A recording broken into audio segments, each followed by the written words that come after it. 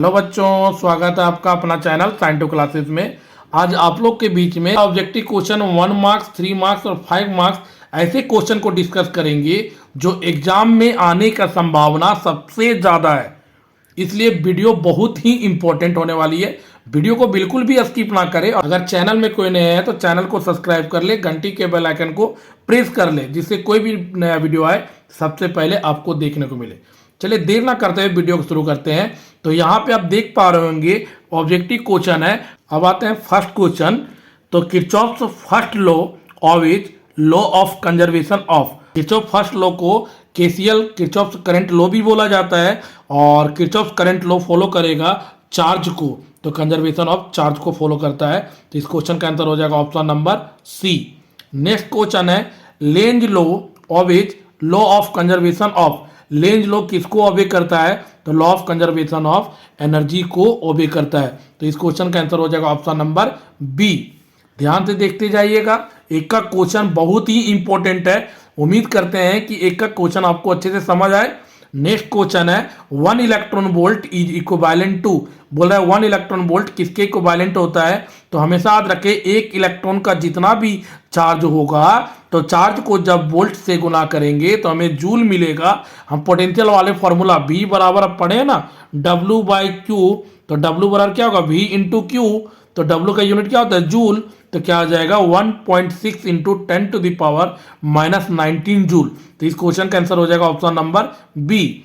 Next question है the frequency of AC for domestic circuit is. बोल रहा है कि डोमेस्टिक सर्किट के लिए फ्रीक्वेंसी जो यूज करते हैं कितना?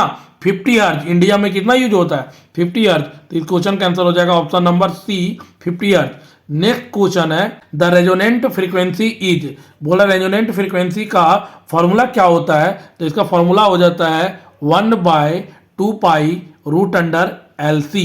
तो इस क्वेश्चन का आंसर हो जाएगा option number B. Next question है which of the following phenomenon establish the particle nature of light. Particle nature of light को कौन सा फेनोमिनन एस्टेब्लिश करता है? तो फोटो इलेक्ट्रिक इफेक्ट एस्टेब्लिश करता है।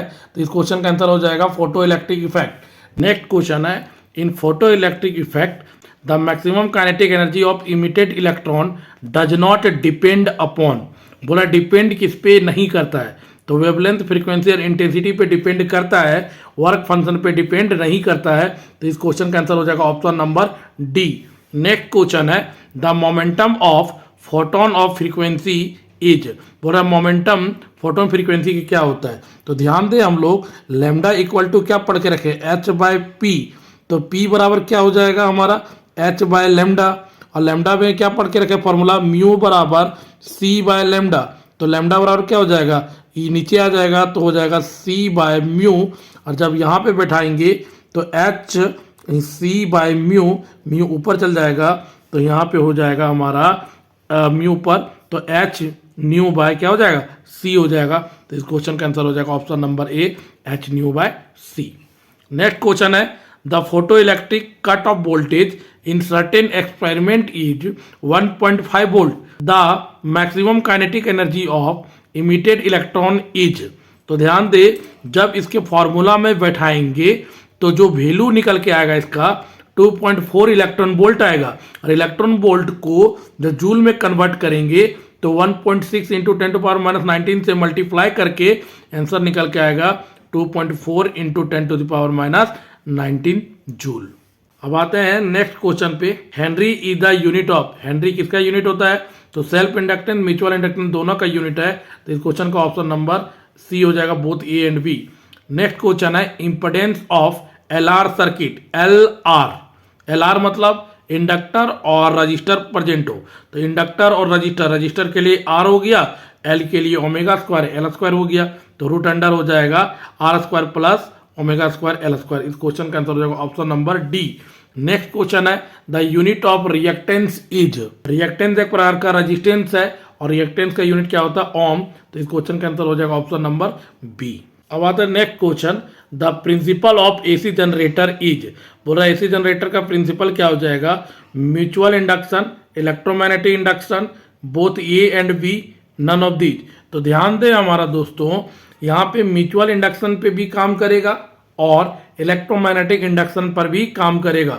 तो जनरेटर का जो प्रिंसिपल होता है वो होता है electromagnetic induction.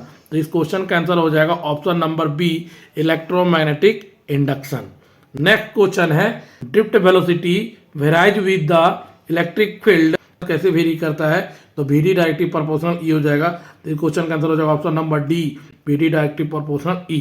The phase difference 5 between AC and AB in an electric circuit containing only resistance E। Resistance में प्रेजेंट वाले सर्किट को R सर्किट बोला जाता है। R सर्किट में फेज डिफरेंस कितना होता है? तो 0 डिग्री होता है। तो इस क्वेश्चन का आंसर हो जाएगा option number B. Next question है if N1 and N2 are number of turns in primary and secondary coil of transformer, तो स्टेप अप ट्रांसफॉर्मर, तो N2 ज्यादा हो जाएगा। तो कौन सा ऑप्शन मैच कर रहा है? सी नंबर, N2 ज्यादा है N1 से। नेक्स्ट क्वेश्चन है इफ फाई हमारा फेज डिफरेंस है तो पावर फैक्टर का फॉर्मूला क्या होगा? B number cos phi. In series LCR circuit L equal to 8 Henry, C equal to 0.5 microfarad, R equal to 1000 ohm, the resonant frequency, तो resonant frequency का formula था F equal to 1/2 pi root under LC। जब यहाँ पे L का value और C का value को बैठाएंगे और बैठा के जब सॉल्व करेंगे तो इसका आंसर आ जाएगा 250/पाई हर्ज। तो इस क्वेश्चन का आंसर हो जाएगा option number C. Next question, which of the following device does not work on eddy current? तो ध्यान दें, induction furnace, speedometer, electromagnetic brake, ये तीनों काम करता है एडी करंट पे, सिर्फ ट्रांसफार्मर नहीं काम करता है। तो इस क्वेश्चन का हो जाएगा बी नंबर। नेक्स्ट क्वेश्चन है इंडक्टिव रिएक्टेंस फ्रीक्वेंसी के साथ कैसे वेरी करता है? तो इंडक्टिव रिएक्टेंस को डिनोट करते हैं XL और XL वेरी करता है डायरेक्टली प्रोपोर्शनल। इस क्वेश्चन का ऑप्शन नंबर ए हो जाएगा। नेक्स्ट क्वेश्चन है the dimensional formula of magnetic flux is, magnetic flux का dimension formula ML² T-2 A-1। कौन सा ऑप्शन हो जाएगा दोस्तों? 21 का बी हो जाएगा, ML² T-2 A-1। तो ये हमारा मैग्नेटिक फ्लक्स का डायमेंशन है। अब आता है next question, the transformer works on, सिर्फ AC में काम करता है, तो B number option. Next question है ए कैपेसिटर, कैपेसिटर याद रखे AC को और जाने देता है, DC को ब्लॉक करता है। तो यहाँ पे ध्यान दे, AC यहाँ पे पाथ देगा, DC को ब्लॉक करेगा, तो ऑप्शन नंबर ए हो जाएगा। Offer easy path to AC, block क्या कर रहा है? DC को ब्लॉक कर देगा। यहाँ पे ध्यान दे 1 वेबर इक्वल टू कितना मैक्सवेल? तो 10⁸ मैक्सवेल। सेल्फ इंडक्टेंस का डायमेंशन फॉर्मूला क्या होगा? तो आप यहाँ पे ध्यान दे L इक्वल टू होता है 5/I और मैग्नेटिक फ्लक्स का डायमेंशन फॉर्मूला दिया हुआ था ML² T-2 A-1 और यहाँ पे करंट का डायमेंशन A होता है, तो ये ऊपर चल जाएगा, तो ML² T-2 A-2 हो जाएगा। कौन सा ऑप्शन है? ए नंबर ऑप्शन हो जाएगा इस क्वेश्चन का आंसर। अब आता है 26 question, which of the following relation is correct? तो J बराबर सिग्मा E करेक्ट है। नेक्स्ट क्वेश्चन है 1 किलोवाट आवर कितना होगा? 3.6 इंटू 10⁶ जूल होगा, तो ऑप्शन नंबर बी करेक्ट है। The dimension formula of resistivity, तो आपके लिए हम छोड़ते हैं क्वेश्चन, आप रजिस्टिविटी रो का डायमेंशन फॉर्मूला निकाल के आपको कमेंट सेक्शन में कमेंट करके जवाब देना है। नेक्स्ट क्वेश्चन है specific resistance of a wire depends upon, specific resistance को रजिस्टिविटी बोलते हैं और किस पे डिपेंड करेगा, ये भी क्वेश्चन हम आपके लिए छोड़ते हैं। नेक्स्ट क्वेश्चन है if a wire is stretched to make its length 4 time then specific resistance, तो यहाँ पे ध्यान दे क्वेश्चन बोल रहा है वायर के लेंथ को स्ट्रेच कर रहे हैं 4 टाइम, तो स्पेसिफिक रेजिस्टेंस में क्या चेंजेस आता है? तो ये क्वेश्चन भी आपके लिए, तो ध्यान दे 28, 29, 30 तीनों क्वेश्चन में एक ही चीज निकालने बोला है, स्पेसिफिक रेजिस्टेंस और रजिस्टिविटी तीनों एक ही चीज है।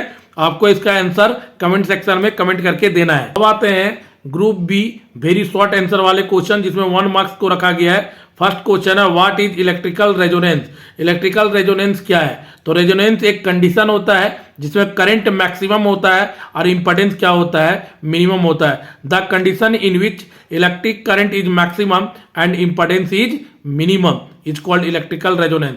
नेक्स्ट क्वेश्चन है defined mutual induction, mutual induction में 2 कॉइल चाहिए, प्राइमरी कॉइल से करंट जाएगा और सेकेंडरी कॉइल में ईएमएफ इंड्यूस्ड होगा, इस फेनोमेनन को बोला जाता है mutual induction. Whenever the changing current flowing through in a coil EMF will induced in a another coil, this phenomenon is called mutual induction. Next question है what is thermionic emission, thermionic emission क्या है? तो हमेशा याद रखें दोस्तों, electron को बाहर निकालने के लिए थर्मल हीट एनर्जी अप्लाई करेंगे मेटल सरफेस में। उस प्रोसेस को बोला जाता है thermionic emission. The process of ejecting free electron from a metal surface after heating the metal surface is called thermionic emission. Next question है state Kirchhoff's law for electric current. यहाँ पे KCL का statement को लिखने बोला है। KCL का statement क्या होता है कि सभी करंट को जोड़ के जीरो के बराबर, तो algebraic sum of all current meeting at a point remains always zero, मतलब समेशन आई बराबर क्या आ जाएगा हमारा जीरो आ जाएगा। नेक्स्ट क्वेश्चन है व्हाट इज मैग्नेटिक फ्लक्स और right it's SI unit and dimension formula. तो मैग्नेटिक फ्लक्स क्या है, total number of magnetic field line जब पास करेगा कोई गिवन एरिया से उसको बोला जाता है magnetic flux. The total number of magnetic field line passing through a given area is called magnetic flux of that area. SI unit क्या हो जाता है, वेबर, और डायमेंशन फॉर्मूला आपको पीछे क्वेश्चन में बता चुके हैं। नेक्स्ट क्वेश्चन है write the relation between EMF E, internal resistance R and current I. तो इसका जो रिलेशन आता है E इक्वल टू वी प्लस आई आर, ये हमारा रिलेशन को लिखने बोला है, ठीक है। नेक्स्ट क्वेश्चन what is mass defect, give its unit. तो मास डिफेक्ट किसको बोलेंगे, जब मास ऑफ न्यूक्लियन से मास ऑफ न्यूक्लियस को घटा देंगे तो उसको बोला जाता है mass defect. The difference between mass of nucleons and mass of nucleus is called mass defect. इसका एसआई यूनिट होता है इलेक्ट्रॉन वोल्ट। नेक्स्ट क्वेश्चन है what is forbidden energy gap. तो the energy gap between balance band and conduction band is called forbidden energy gap. Next question है state the law of conservation of charge and quantization of charge. Conservation of charge क्या था, total charge of an isolated system remains always constant, ये conservation of charge है। और quantization क्या है, charge always exist integral multiple of elementary charge, मतलब Q बराबर plus minus N E, ये क्वांटाइजेशन ऑफ चार्ज का फॉर्मूला है। तो ये वेरी शॉर्ट आंसर का क्वेश्चन है जो वेरी वेरी इंपॉर्टेंट है। इनमें से कोई 2-3 क्वेश्चन जरूर आपके एग्जाम में पूछ सकते हैं, तो ये वेरी इंपॉर्टेंट है। अब आते हैं ग्रुप सी 3 मार्क्स वाले क्वेश्चन। फर्स्ट क्वेश्चन है state and explain Fridays law of EMI. यहाँ पे फ्राइडेज लॉ ऑफ ईएमआई को स्टेटमेंट लिखना है, उसको एक्सप्लेन करना है, डिराइव करना है। नेक्स्ट क्वेश्चन है a photo of wavelength 3000 angstrom is incident on a metal surface, find energy of photon in electron volt. यहाँ पे ध्यान दे वेवलेंथ दिया हुआ है 3000 एंगस्ट्रॉम और यहाँ पे एनर्जी निकालने बोल रहा है फोटोन का। तो ई बराबर क्या होता है एच न्यू, और न्यू बराबर क्या होता है सी बाय लेमडा।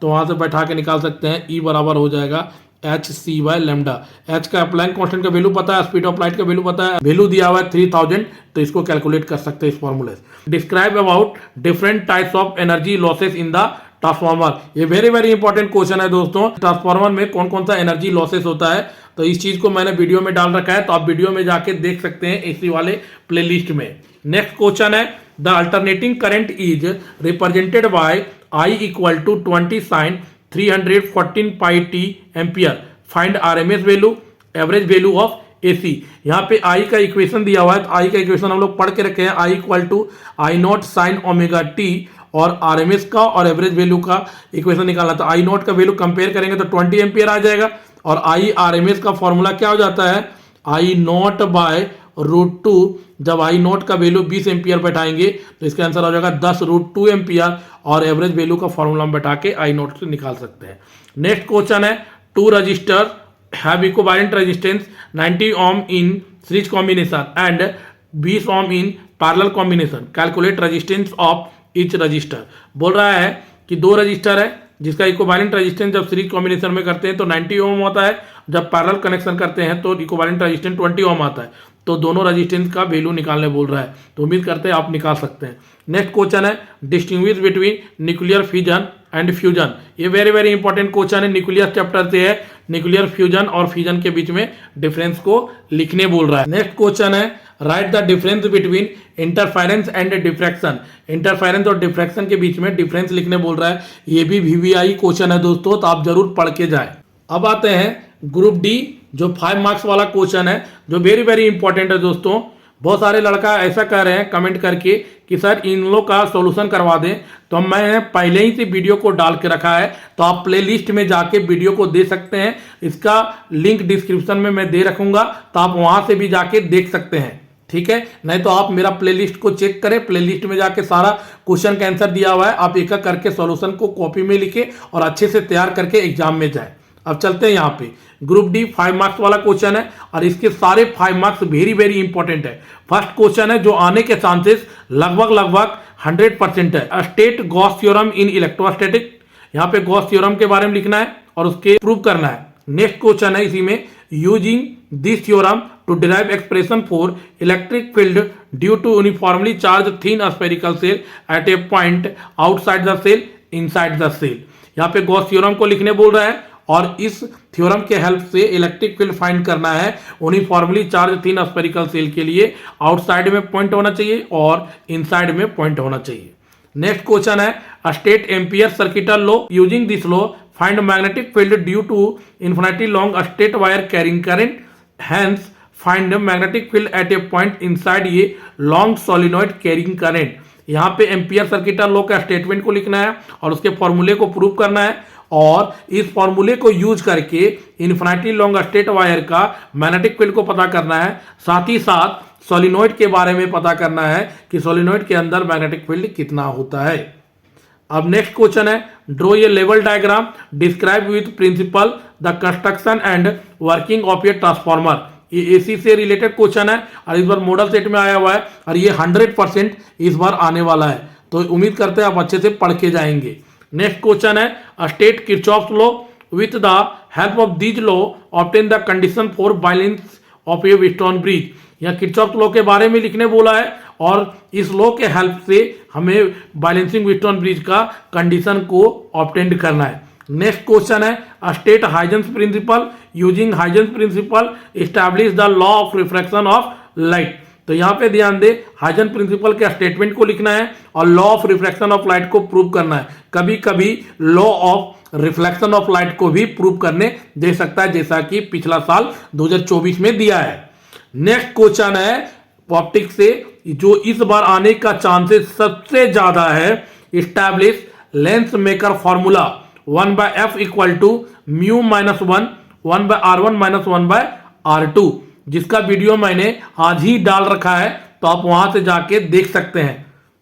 ठीक है, तो ये जो 6 क्वेश्चन है 1 2 3 4 5 6, इनमें से हमको ऐसा लग रहा है कि कोई 4 क्वेश्चन आपके एग्जाम में जरूर आएगा। तो यहां से कौन कौन आ सकता है, एक 1 नंबर, एक हो सकता है 2 नंबर, एक हो सकता है 6 नंबर और एक हो सकता है 3 नंबर। तो 1 2 3 और 6 को जरूर पढ़ के जाए एग्जाम में, जिससे कि आप सारे 5 मार्क्स वाले क्वेश्चन को सॉल्व कर सकते हैं। तो थैंक यू दोस्तों, आपका दिन शुभ हो। उम्मीद करते हैं आपको अच्छे से समझ आ गया होगा।